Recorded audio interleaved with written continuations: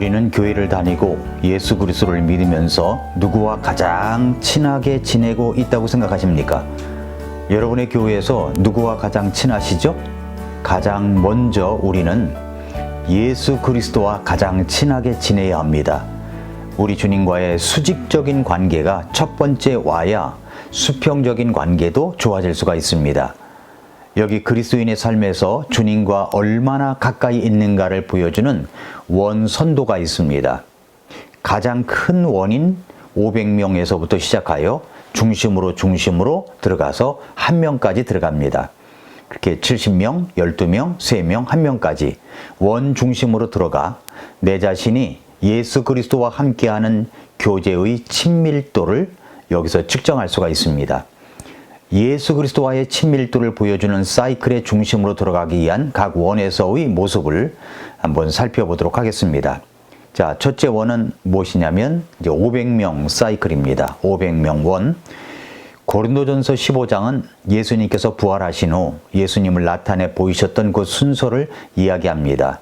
고린도전서 15장 6절에서 그 뒤에 그분께서 500여 형제에게 한 번에 보이셨는데 그들 가운데 대부분은 지금 이때까지 남아있고 어떤 사람들은 잠들었느니라 라고 했습니다. 자, 여기 500여 형제들, 구원받은 형제들이죠. 믿음을 가진 자들입니다. 그래서 이 원을 믿음의 원이라고 할 수 있습니다. 이분들은 예수 그리스도를 믿어 구원을 받고 교회에 속한 그리스도인 신자들을 말합니다. 그러나 원 사이클을 구성해 본다면 좀 멀리서 주님을 따라가던 사람들이 아닌가 그렇게 생각이 됩니다. 이들에 대한 성경의 기록은 없습니다. 그래서 이분들에 대해서 자세히 알 수는 없지만 중요도를 본다면 예수님을 믿긴 믿지만 멀리서 아주 멀리서 따라가던 그런 신자들이라고 생각이 됩니다. 두 번째 원은 이제 70명입니다. 70명 원 안에 들어가 있는 사람들. 누가복음 10장에서는 예수님께서 70명을 세우시는 이야기가 나오죠. 누가복음 10장 1절에서 이 일들 뒤에 주께서 다른 70명도 세우사 친히 가시려는 각 도시와 장소로 그들을 둘씩 자기 얼굴 앞에 보내시며 라고 했습니다. 예수님께서 둘씩 짝을 지어 보내신 것은 그들이 서로 위로하고 전도하면서 부딪히는 문제가 있다면 아마도 서로 의논하고 함께 하도록 하기 위해서였을 것이라고 생각합니다. 짝이 된 이분들은 아마 받은 은사나 기질도 서로 달랐을 것이라고 생각이 듭니다. 예를 들어 한 사람은 복음 선포하고 또 한 사람은 집회를 풍성하게 하기 위한 노래하는 자로 짝을 이룰 수도 있었을 것입니다. 무디와 생기처럼 말입니다. 예수님은 당시에 그 70명은 예수님으로부터 어디로 가서 어떻게 행동해야 하며 무엇을 전해야 할지에 대해서도 상세한 가르침을 받았었습니다. 그들은 임무를 성공적으로 마치고 돌아와서 너무 기쁜 마음으로 예수님께 보고했습니다. 누가복음 10장 17절에 보니까 그 70명이 기뻐하며 다시 돌아와 이르되 주여 주의 이름으로 말미암아 마귀들도 우리에게 굴복하나이다 하니 그랬습니다. 이 70명은 아마도 500명 가운데 봉사할 목적으로 특별히 선택받은 사람이 아닌가 추측할 수 있습니다. 그래서 둘째 원의 이름을 붙인다면 봉사의 원, 헌신의 원이라고 할 수 있습니다. 이것은 오늘날 교회의 모습을 보여주는 것이라고도 할 수 있습니다. 예를 들어서 500명이 출석하는 교회라고 한다면 교회에서 봉사 헌신하는 사람의 수는 70여 명에 불과하다는 것을 보여주는 것입니다. 500명이 전체 다 헌신 봉사한다면 아마도 엄청난 일이 일어날 것입니다. 그런데 70여 명에 불과합니다. 그러니까 약 500명 가운데 7, 8%밖에 안 된다는 것입니다. 500명 성도인데 7, 8%입니다. 80대 20의 원리에도 못 미치는 숫자입니다. 100여 명이 모이는 교회라고 한다면 봉사하는 숫자는 얼마나 될까요? 그러니까 구원받고 교회에서 예배드리는 성도들 가운데 교회에서 헌신 봉사하는 성도들은 약간에 불과한 것입니다. 80대 20의 원리에만 들어와도 굉장한 모습일 것입니다. 기드온이 미디안 족속들과 싸울 때 모집을 냈더니 32,000명이 모였습니다. 그러나 주님은 그 수가 너무 많다고 하시면서 결국은 300명만 시험을 통과하여 뽑았습니다. 300명 인원 제한을 두신 것이 아닙니다. 하나님께서 원하시는 테두리 안에 들어온 숫자가 300명이었다는 것입니다. 헌신 봉사하고 주님을 잘 따라야 한다는 이 부르심에 두려워하고 겁을 내는 사람은 다 연약한 분들입니다. 중요한 것은 믿음과 헌신, 자신을 주께 드리는 자만이 주님께서 쓰신다는 사실입니다. 예수 그리스도의 십자가의 피로 구원을 받은 그 은혜에 너무 감사해서 내 자신을 주께 드려 어떤 일이든 쓰시기 원하시는 곳에 드리겠다고 하는 이 결단과 그 봉사의 원 테두리 안에 있는 사람들은 정말 행복한 사람들입니다. 바라기는 더 많은 사람들이 이 봉사의 원 테두리 안에 있어야 합니다. 그래야 교회가 더 아름답고 건강한 교회가, 강건한 교회가 될 수가 있습니다. 세 번째 원은 이제 12명입니다. 12명. 마가복음 3장 13절부터 15절에 보면 그분께서 산에 오르사 자기가 원하는 자들을 부르심에 그들이 그분께 오므로 그분께서 12명을 임명하셨으니 이것은 그들이 자기와 함께 있게 하고 또 친히 그들을 내보내사 복음 선포도 하게 하며 병 고치는 권능과 마귀들을 내쫓는 권능도 가지게 하려 하심이더라. 예수님은 두 가지 목적을 위해 12제자를 세우셨습니다. 첫째는 그들이 자기와 함께 있게 하기 위해서입니다. 둘째는 그들을 내보내사 복음 선포를 하기 위해서였습니다. 예수님은 정말로 고독한 분이셨습니다.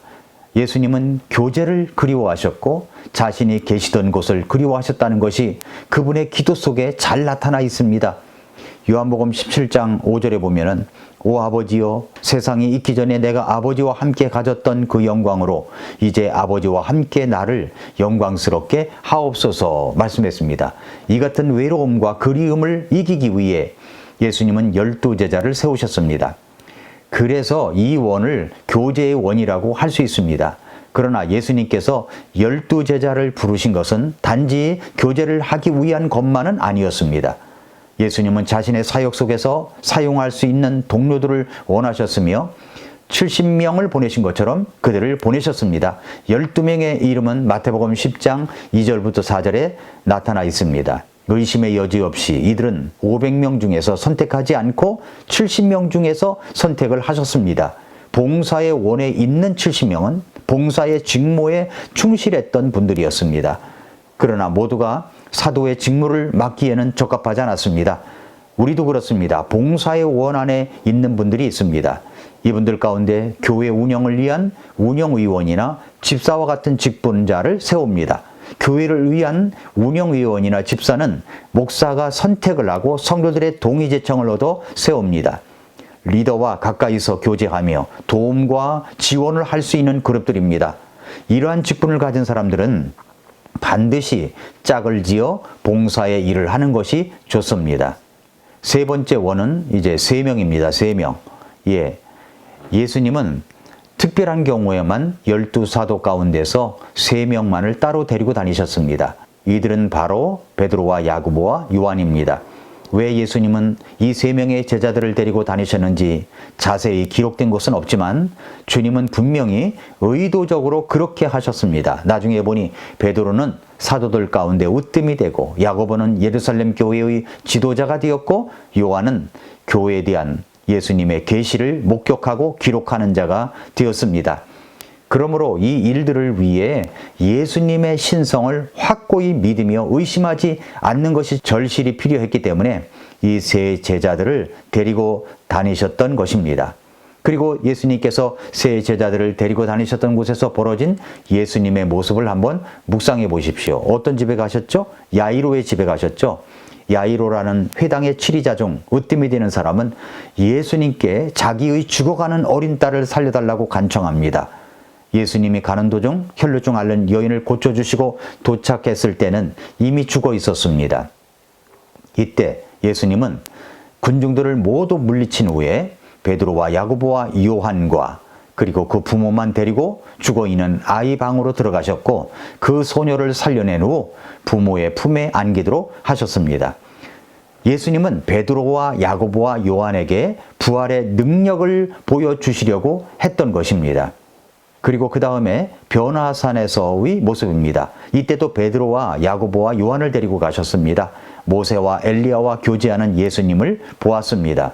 세 번째는 겟세마네 동산에서입니다. 기도하실 때 베드로와 야고보와 요한을 이제 가깝게 데리고 가셨습니다. 이 원에 이름을 붙인다면 특권의 원이라고 할 수가 있습니다. 교회에서도 이런 사람들이 있어야 하고 꼭 있습니다. 이분들은 자신의 모든 것을 버릴 만큼 헌신적인 분들입니다. 그래야 사역은 제대로 돌아갈 수가 있는 것입니다. 다섯 번째 원은 한 명입니다. 한 명. 예수님의 사랑의 명령을 제대로 실천한 한 명을 꼽으라면 누구겠습니까? 바로 요한입니다. 요한. 요한복음 13장 34절 35절에서 내가 새 명령을 너희에게 주노니 너희는 서로 사랑하라. 내가 너희를 사랑한 것 같이 너희도 서로 사랑하라. 너희가 서로 사랑하면 이것에 의해 모든 사람들이 너희가 내 제자임을 알리라 하시느니라.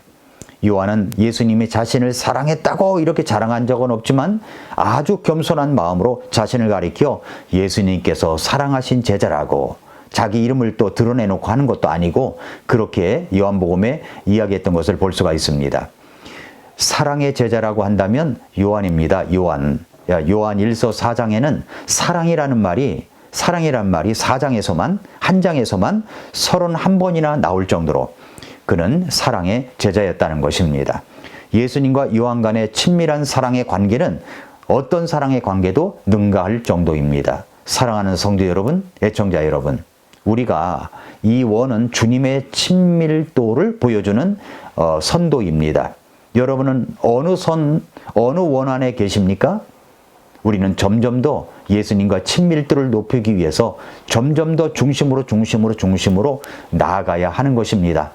그렇게 할 때 우리는 예수님의 사랑을 실천하고 예수님의 사랑을 나타내는 아름다운 제자들이 될 수가 있고 교회는 더 강건해질 수가 있는 것입니다.